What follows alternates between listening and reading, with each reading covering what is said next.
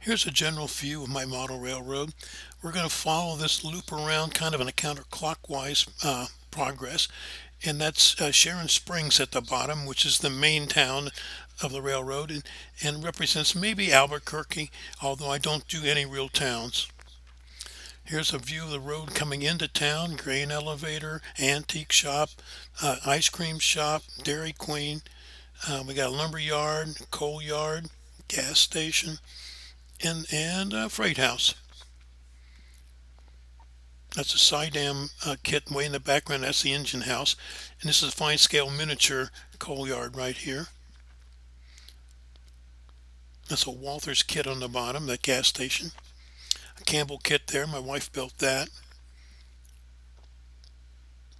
Now we're going to come into the engine terminal. And the brown building back there is where the crews oversleep when they're overnighting it. There's a division office. And then here's a little cafeteria, which is a roundhouse model. I made it, just painted it up.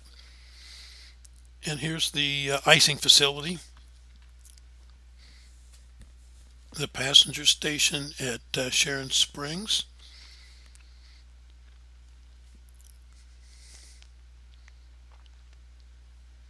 the Tofsy Terminal. The, the buildings back there are scratch built because they're on a curve. It was a challenge. Scratch built bridge. The building in the foreground there is a company that takes broken wheel sets and fixes them. And other businesses in the background. Douglas Junction down there, an oil facility, and a company that does warehousing.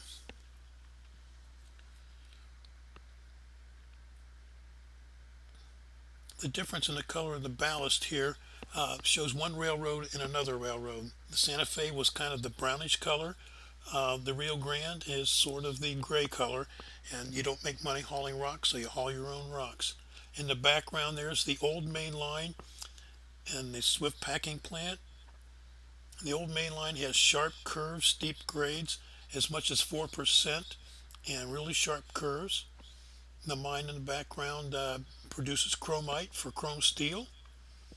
Here you can see where the bridge over the main line there, close up of the bridge and some kitty litter rocks that I use. The new railroad part is built in an old riverbed, so you can see the aged rocks there.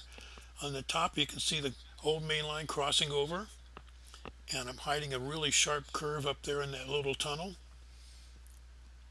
I bring the traffic in and out of the scene so you don't have to worry about how to get road up into the backdrop.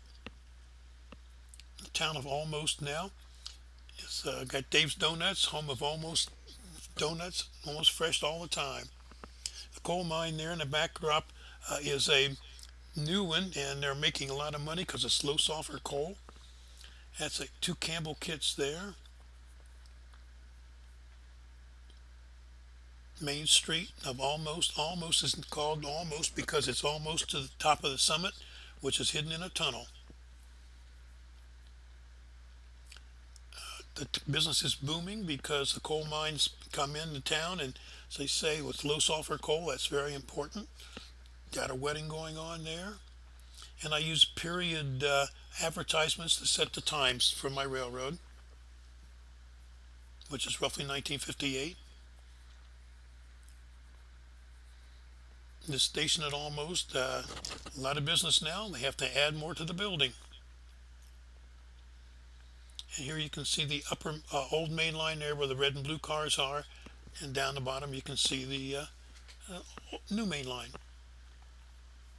The trestle around Rainbow Canyon, so called because of different colors of the rocks. A lineman working on the turntable up here at Burnt Lake. Burnt Lake is a station for a resort called Burnt Lake, obviously. And it's a resort that's not built on the layout, it's off the layout. Scratch built tank holder there. That's a roundhouse locomotive I did, painted years and years and years ago. It's now a display model.